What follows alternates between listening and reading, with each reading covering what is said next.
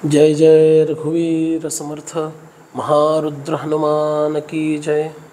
लोकनाथा जगन्नाथा प्राणनाथा पुरातना पुण्यवंता पुण्यशीला पावना परतोषका।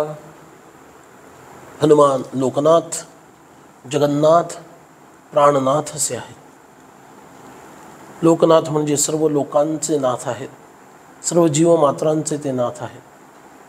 जगन्नाथ म्हणजे या ब्रह्मांडाचे ते नाथ आहेत। प्राणनाथ म्हणजे आपल्या प्राणांवर सुद्धा त्यांचीच सत्ता चालते। नाथ म्हणजे स्वामी, या सर्वांचे ते स्वामी आहेत। श्री हनुमंतांचं मौलिक स्वरूप शिव आहे आणि म्हणून त्यांना पुरातन असंही म्हटलेलं आहे। पुरातन म्हणजे जे अनादी काळापासून आहेत, ज्यांना शोधायला गेलं मागं तर तो शोधच पूर्ण होत नाही। ते मूळ स्वरूप पुरातन असं आहे, कारण ते शिवावतारी आहेत। आणि म्हणून हनुमंतांच्या मौलिक स्वरूपाचं म्हणजे शिवरूपाचं इथं चिंतन केलेलं आहे। ते लोकनाथ आहेत, ते जगन्नाथ आहेत, ते प्राणनाथ आहेत आणि ते पुरातन आहेत। कथा अशी येते की ब्रह्मा आणि विष्णू हे दोघंही ज्योतिस्वरूप शिवलिंगाचं ऊर्ध्व आणि अधो दिशेला त्याचं टोक शोधण्यासाठी जातात आणि अनेक कल्प त्यांचा प्रवास करूनसुद्धा त्यांना शेवट गाठता येत नाही। आणि म्हणून त्यांना हेच मूळ आहेत, हेच सर्वाच्या आदी आहेत आणि हेच सगळ्यात जुने आहेत, पुरातन आहेत। जे किती जुने आहेत हे सांगण्यासाठी दुसरा कोणीच तिथं नाही आहे, इतके ते पुरातन आहेत। आणि म्हणून त्या स्थाणु स्वरूपात असणाऱ्या शिवस्वरूपात असणारे हनुमानसुद्धा काय आहेत, पुरातन आहेत। म्हणून ते लोकनाथ जगन्नाथ प्राणनाथ आणि पुरातन आहेत। ते पुण्यवंता पुण्यशीला पावना परतोषका असे आहेत। आता या दुसऱ्या चरणामध्ये हनुमंतांचं भक्ताचं रूप दाखवलेलं आहे। आधी ईश्वर रूप दाखवलं, आता भक्ताचं रूप दाखवलं। ते कसे आहेत, पुण्यवान, शीलानच पुण्य म्हणजे ज्यांचा स्वभावच पुण्य करण्याचा आहे असे। पुण्यवंत याचा अर्थ प्रयत्नपूर्वक पुण्य करणारा आणि पुण्यशील याचा अर्थ स्वभावतःच पुण्य करणारा। म्हणजे ज्याला प्रयत्न करावे लागत नाहीत पुण्य अर्जित करण्यासाठी, ज्याचं प्रत्येक कर्म ज्याचं प्रत्येक कृत्य हे पुण्य देणारच आहे, याला म्हणायचं पुण्यशील, कारण स्वभावच पुण्यशील आहे। पावन आहेत जे स्वतः पवित्र आहेत आणि ज्यांच्या सहवासात आल्यानंतर ते इतरांना पवित्र करतात, असे पावन आहेत। परतोषका, दुसऱ्यांना संतुष्ट करण्याची प्रवृत्ती श्री हनुमंतांची। दुसऱ्याला सदैव संतुष्ट करणं आणि त्याचं दुःख हलकं करणं हे काम हनुमंतांनी अनेक ठिकाणी केलेलं आहे। असे हनुमान पुण्यवंता पुण्यशीला पावना परतोषका असे आहे। अनेक कथा सांगता येतील, पण हे समजायला सोपं आहे म्हणून पुढे जाऊया। ध्वजांगे उचले बाहू आवेशे लोटिला पुढे, काळाग्नी काळ रुद्राग्नी देखता कापती भे, ब्रह्मांडे माईले नेणो आवळे दंतपंगती, नेत्राग्नी चालल्या ज्वाळा भ्रकटी त्राटिल्या वळे, उच्छते मुरडिले माथा किरीटी कुंडले वरी, सुवर्णकट कासोटी घंटा किंकिणी नागरा। हे सगळं वर्णन हे द्रोणागिरी पर्वत उचलण्यासाठी हनुमंतांनी जे भव्य दिव्य रूप घेतलं त्यावेळचं आहे। ध्वजांगे उचली बाहो आवेशे लोटला पुढे, ध्वज जसा उंचावर असतो तसं हनुमंतांचे बाहू उंच आहेत। ध्वजांगे उचली बाहू, दुसरा भावार्थ हनुमंतांनी रामनामाचा ध्वज उचललेला आहे बाहूमध्ये, हातामध्ये। तिसरा अर्थ हनुमंतांनी रामकथेचा ध्वज उचललेला आहे। रामकथा ब्रह्मांड भेदून पैलाड न्यावी ही प्रवृत्ती हनुमंतांची आहे। सर्वत्र रामकथा रामचरित्र जगाला कळावं म्हणून ते ध्वजांगे उचली बाहू, तो ध्वज त्यांच्या हातात आहे। चौथी गोष्ट आहे ती म्हणजे सज्जनांचं रक्षण आणि दुर्जनांचं निर्दालन करणं, हा धर्माचा ध्वज त्यांच्या हातामध्ये। असे अनेक भावार्थ याच्यातून प्रकट होतात. मूळ भावार्थ आहे, ध्वज जसे उंच असतात त्याप्रमाणे हनुमंतांनी आपले हात उंच केलेले आहेत, कारण उड्डाण करायचं आहे. आवेशे लोटला पुढे, वेगामध्ये हनुमान पुढे निघालेले. काळाग्नी काळरुद्र अग्नी देखता कापती भय. हनुमंतांनी जेव्हा उड्डाण केलं तेव्हा असं वर्णन आहे, जसा त्यांनी आपला आकार वाढवत नेला त्यांच्या देहातून जणू काही ठिणग्या पडायला लागल्या आणि तप्त चामीकर तापलेल्या सोन्यासारखे हनुमान लखलखीत दिसायला लागले. काळाग्नी जणू काही काळरूपी अग्नीच त्यांनी प्रकट केलेला आहे. काळ रुद्राग्नी, तोही अग्नी मागं टाकून रुद्र म्हणजे अतिभयंकर रूप त्यांनी धारण केलेलं आहे. आणि हे पाहिलं की देखता कापती भय.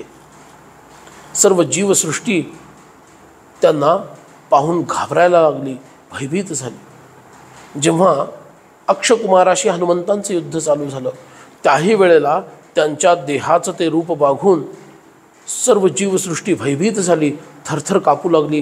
पृथ्वीसुद्धा हे बघून थरथरायला लागली असं वर्णन आहे. ब्रह्मांडी माईल नेणो आवळे दंतपंगती, नेत्राग्नी चालल्या ज्वाळा भ्रुकुटी त्राटिल्या आवळे. हनुमंतांनी एवढा वाचलेला आहे. उड्डाण करताना वाल्मिकी असं वर्णन करतात, उड्डाण केलं आणि दक्षिण समुद्राच्या दिशेनं ते निघालेत, किंवा उड्डाण करून ते द्रोणागिरी पर्वत आणण्यासाठी उत्तरेकडे निघालेले आहेत. त्यावेळेला त्यांनी जो वाचलेला आहे जणू काही ते आकाशपीत चाललेले आहेत असं वाटावं, असं वर्णन वाल्मिकी करतात. तर इथं समर्थ वर्णन करतायत की ब्रह्मांड माईले नेणो, अरे एकच नव्हे अनंत कोटी ब्रह्मांड जणू काही त्यांच्या मुखामध्ये मावतील एवढा प्रचंड आकार त्यांनी घेतलेला आहे. आवळे दंतपंगती, आणि दातांच्या जोरानं ते ब्रह्मांड चुराडा करू शकतील असं वाटावं. नेत्राग्नी चालल्या ज्वाळा भ्रुकुटी त्राटिल्या आवळे. आणि रावणाच्या त्या दुष्ट आचरणावर क्रुद्ध होऊन हनुमान जेव्हा आपली भ्रुकुटी म्हणजे आपली भुवई चढवतात त्यावेळेला डोळ्यातून जणू काही सर्वसंहारक असा अग्नीच प्रकट होतोय की काय असं भासावं, असं हनुमंतांचं भयानक रूप आहे. हाच भावार्थ पुढे नेऊन ज्या वेळेला ब्रह्मांडाचा लय भगवान शिवांना करायचा असतो त्यावेळेला ते अग्नितत्व प्रकट करून त्या सृष्टीचा संहार करतात. त्याचाही संबंध याच्याशी शिवरूपामध्ये जोडता येतो. म्हणून एकाच श्लोकाचे अनेक भावार्थ असतात. एकाच भावार्थातून तो श्लोक पाहता येत नाही. ज्या भावार्थातून तुम्ही बघू शकता त्या भावार्थामध्ये त्याला न्यावं लागतं.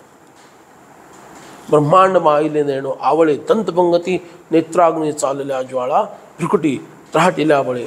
पुच्छते मुरडिले माथा किरीटी कुंडले बरी, सुवर्णकट्ट कासोटी घंटा किंकिणी नागरा. सुवर्णकट्ट कासोटी म्हणजे काय?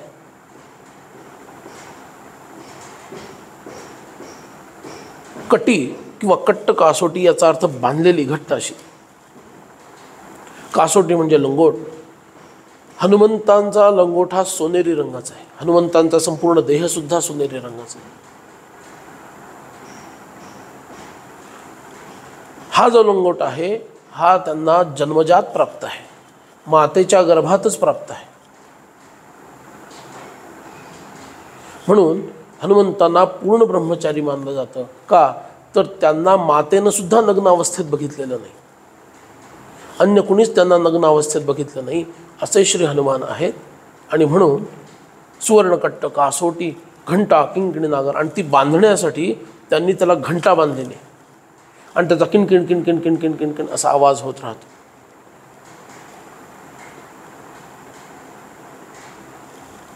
असे हे हनुमान. त्या आधी समर्थ काय म्हणतायत? पुच्छते मुरडिले माथा किरीटी कुंडले वरी. हनुमंतांनी असं पुच्छ गुंडाळलेलं आहे आणि ते त्यांच्या मस्तकावरून वरती गेलेलं आहे.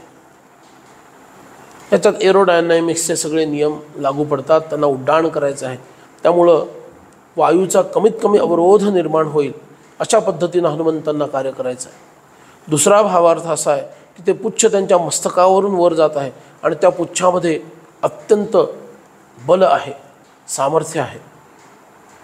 त्यामुळं हनुमान त्या पुच्छाचा उपयोग सुद्धा दुष्ट संहारासाठी करतात. काही रामायणानुसार त्यांच्या पुच्छामध्ये, ते शिवस्वरूप आहेत, त्यांच्या पुच्छामध्ये पार्वती मातेचा निवास आहे आणि त्यामुळं शक्तिस्वरूपिणी पार्वती आहे. ती पार्वतीसुद्धा त्या पुच्छामध्ये निवास करून असल्यामुळं ती सर्वात उंच अवस्थेमध्ये जर असेल तर शक्ती सर्वश्रेष्ठ आहे हे दाखवण्यासाठी हनुमान असं रूप धारण करतात आणि त्या शक्तीचा उपयोग करून आपला वेग वाढवून घेतात. आपलं बल, आपला पराक्रम, आपला वेग वाढवण्याचं कार्य हनुमान ह्या माध्यमातून करत असतात. म्हणून पुच्छ ते मुरडिले माथा, ते मुरडलेलं आहे आणि किरीटे कुंडले त्यावर शोभून दिसतात. त्या मस्तकावर किरीट कुंडल असं शोभून दिसतं. आणि अशी ही सुवर्णकट्टका सोटी घंटा किंकिणी नागरा, असे हनुमान उड्डाण करून निघालेले त्याचा विचार करा. वाल्मिकी ऋषींनी फार सुंदर वर्णन केलं. वाल्मिकी ऋषी म्हणतात, ज्याप्रमाणे इंद्रध्वज आकाशामध्ये फडफडतो त्याप्रमाणे हनुमंतरायांचं शेपूट आकाशामध्ये ते लांगूल, त्याला गोलांगूल असं म्हटलेलं आहे. गोलांगूल याचा अर्थ गो म्हणजे गाय. गायींचीचं शेपूट ज्याप्रमाणे असतं त्या शेपटाप्रमाणे शेपूट असणारे वानर, त्यांना गोलांगूल असं नाव वाल्मिकींनी रामायणात दिले.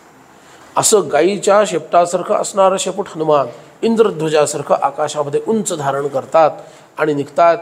आणि त्याच्यातून ते हेच सिद्ध करतायत की रामभक्त येत आहे, शत्रूंनो सावध व्हा, आता तुमचं काही खरं नाही. हा हनुमंतांचा संदेश आहे. आणि असे हनुमान पुढं उड्डाण करतात. सुवर्णकटिका सोटी घंटा किंकिणी नागरा. नागरा याचा अर्थ अतिसुंदर.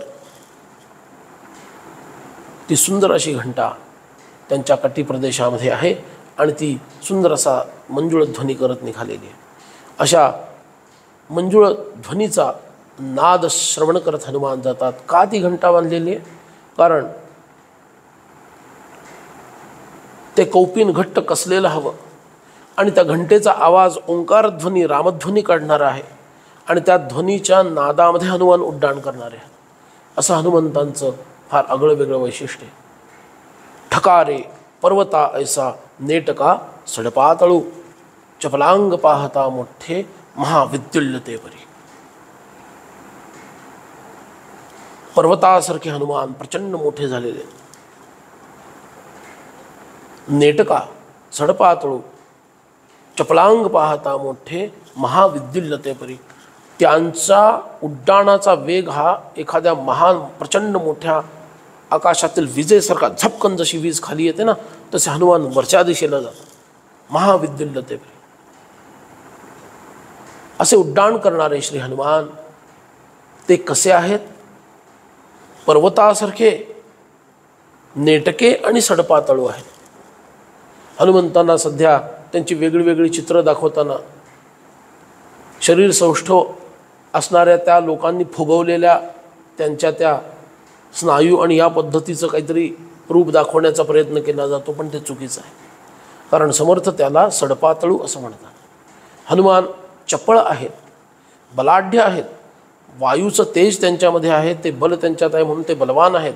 पण याचा अर्थ ते सध्याच्या शरीर सौष्ठव असणाऱ्या लोकांसारखे नाही आहेत. ते सडपातळू आहेत, ते चपळ आहेत. ठकारे पर्वता ऐसा, एखादा सुंदर पर्वत दिसावा. का? कारण सोनेरी रंगाचा हनुमंतांचा देह आहे. अतुलित बलधामम हेम शैलाभ देहम. शैल म्हणजे पर्वत, हेम म्हणजे सोनं, आभ म्हणजे आभा, प्रकाश. सोन्याचा प्रचंड मोठा पर्वत समोर आल्यानंतर किती सुंदर दिसेल.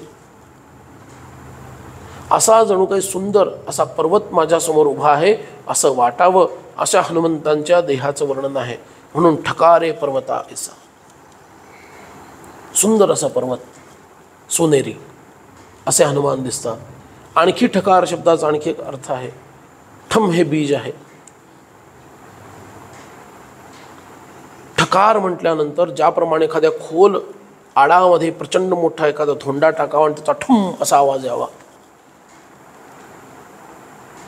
ओंकार, रामकार तसा ठम आवाज, असा आवाज काढत हनुमान उड्डाण करतात.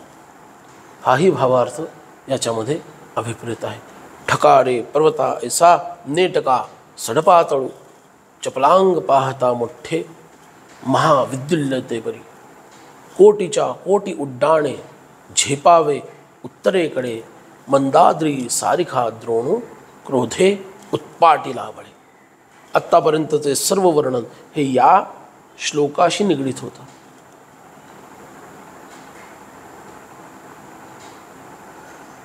कोटीच्या कोटी उड्डाणे, अनेक कोटी योजन दूर असणारा हा द्रोण पर्वत, जो पर्वत हिमालयामध्ये स्थिर होता, कैलास पर्वताच्या जवळ असणारा हा पर्वत, तो पर्वत त्याच्यावर असणारी जी संजीवनी बूटी आहे, संधानी नावाची बूटी आहे, ती हनुमंतांना आणायची होती. आणि त्यासाठी हनुमान लंकेतून उड्डाण करतात. कोटीच्या कोटी उड्डाणे, असे कोट्यवधी योजन हनुमान उड्डाण करू शकतात. झेपावे उत्तरेकडे, उत्तर दिशेकडे हनुमान, जिकडं द्रोणागिरी पर्वत आहे तिकडे जातात. मंदाद्री सारखा द्रोणू क्रोधे उत्पाटीला बळे. उत्पाटीला म्हणजे उपटून काढला, जमिनीतून उपटून काढला. क्रोधे, का बरं क्रोधे? हनुमान तिथं पोहोचले. चमकणारा तो पर्वत आहे, त्या दिव्य अशा असणाऱ्या औषधी तिथं आहेत. संध्याकाळच्या रात्रीच्या वेळेला हनुमान तिथं पोहोचले आणि हनुमान प्रार्थना करतायत त्या औषधींना, तुम्ही लुप्त होऊ नका. मी कोणी त्रयस्थ नाही आहे, रामकार्य करणारा, रामाचा दास असणारा, रामदूत असणारा मी हनुमान आहे आणि फार महत्त्वाचं कार्य आम्हाला करायचं आहे, म्हणून तुम्ही प्रकट व्हा आणि माझ्याबरोबर चला. असं प्रार्थना करून सुद्धा जेव्हा त्या दिव्य औषधी स्वतःचं तेज झाकून घेतात आणि प्रकट होत नाहीत, तेव्हा मात्र श्री हनुमंतरायांना क्रोध येतो. रामकार्य करण्यासाठी, सत्कार्य करण्यासाठी मी इथं आलेला असताना, इतका परिश्रम करून मी इथं आलेला असताना तुम्हाला रामकार्य करण्यामध्ये सहयोग करायचा नाही आहे, आता पहा माझा प्रताप, असं म्हणून क्रोधे हनुमान क्रुद्ध झाले. प्रचंड मोठं रूप धारण केलं आणि पर्वताच्या खाली जाऊन त्याला तळाशी दोन्ही हात घालून तो द्रोण पर्वत अक्षरशः उपटून काढला. क्रोधे उत्पाटीला बळे. आणि तो पर्वत उपटला आणि हनुमान वेगामध्ये रामनामाचा डंका गाजवत वेगामध्ये दक्षिण दिशेला निघालेले आहेत. कारण लवकरात लवकर त्यांना दक्षिण दिशेला पोहोचून श्री लक्ष्मणांना बरं करायचं आहे. इतकंच नव्हे तर सर्व 67 कोटी वानर जे मारले गेलेले आहेत त्यांनाही उठवायचं आहे. हा हनुमंताचा पराक्रम सांगणार हे अद्भुत असं स्तोत्र, त्याचा अंतिम भाग आपण पुढच्या वेळेला पाहणार आहोत. जय जय रघुवीर समर्थ.